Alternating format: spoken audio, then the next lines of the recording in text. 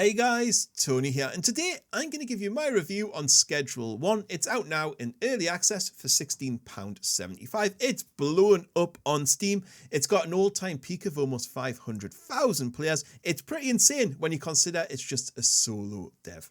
Schedule 1 is basically a drug dealing simulator. You start as a small-time door pusher and your aim is to become the kingpin of drugs. You'll be manufacturing and distributing a range of drugs throughout the city, buying properties, hiring people and avoiding the long arm of the law. So as always, let's start off with gameplay and a little bit about the story. Well, story-wise, you're taken on by your uncle on his farm, you have a small camper van and you have like a nice little weed empire going on. But then it all changes when a police raid happens and you have to speed off in your van to start a new life in a new town, and this is where the game starts. Your camper van gets blown up by the local gang and you have to start from scratch with nothing.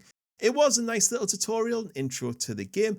It taught you most of what you needed to know, but that's where the story kinda stops. But you do have like constant objectives and targets to hit as you play, which is good to see as you're always aiming for something. Gameplay wise, the loop is pretty simple. You grow, mix or create some sort of drug. You start small growing plants, but then you go into full scale meth labs. Once you've made it, you have to distribute the product either personally, arranging drops via text, or you can hire dealers who you give certain customers to and some product to, and then they'll go off and do the legwork for you.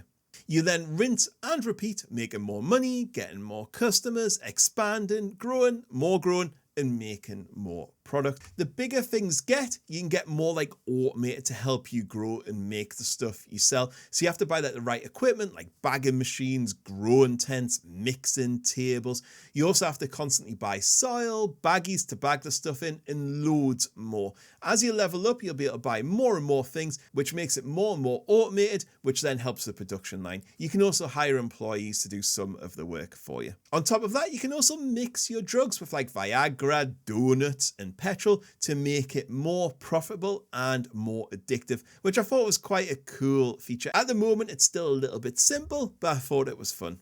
Obviously, with all these machines and stuff, you're going to run out of space, and this is another loop in the game. So you start in a small motel room, then you move to a room above a Chinese, and then a bungalow as you expand. You can also buy cars, skateboards, and other props to launder money through. So I mean, this is pretty much a drug dealing simulator through and through. But it does mean there's usually something to keep going for, you know, that next business, that next machine, that next thing. The final gameplay aspect, I guess, are customers. You get new customers by giving them free samples, and then you can get them hooked, and then they'll become a customer, and you got to keep them satisfied. You can find them at various places around the map. Then they'll request to buy your drugs via you or the dealer. There are also police that will carry out stop and searches via a little mini game where you can conceal one item at a time, but if you have multiple items, you're gonna lose some of them. So there's also a curfew at night and like everything gets locked down and there's police everywhere.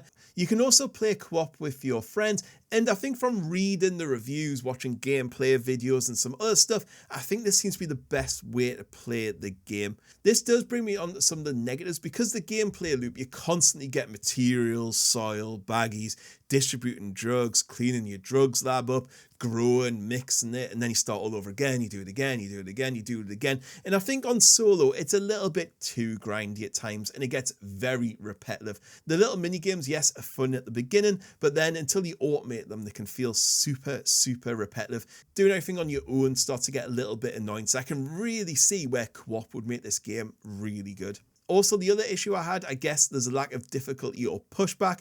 The game doesn't ever really give you setbacks or challenges or barriers, which I think is a shame, apart from the curfew. I think this will change when the cartel are added and the police need way more teeth and do raids and stuff like that. There's just like kind of zero consequences to your actions at the moment.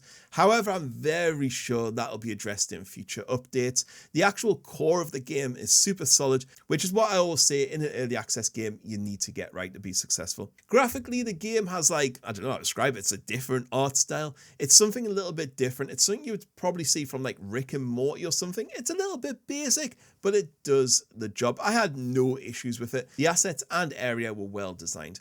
Sound-wise, again, it's a little bit on the basic side, but there's no real issues for the type of game it is. So in conclusion, for a solo dev, I mean, this is one hell of a game and he deserves every bit of success in its current state. I don't think, like some people are going on about, or a lot of people, that it's the second coming of Christ and it's the greatest game ever, but I can see it becoming a great game. It's got a good core, it's fun, it is lacking that end game at the moment, that element of challenge is missing, and the grind could be toned down a little bit. I think maybe some difficulty sliders for solo players would really help. I really enjoyed my time with it and I can't wait to keep checking out the updates as they come out. So this one is definitely worth a wish list and a buy for me. Anyway guys, that's all I've got to say in this one. Catch you all later. Goodbye.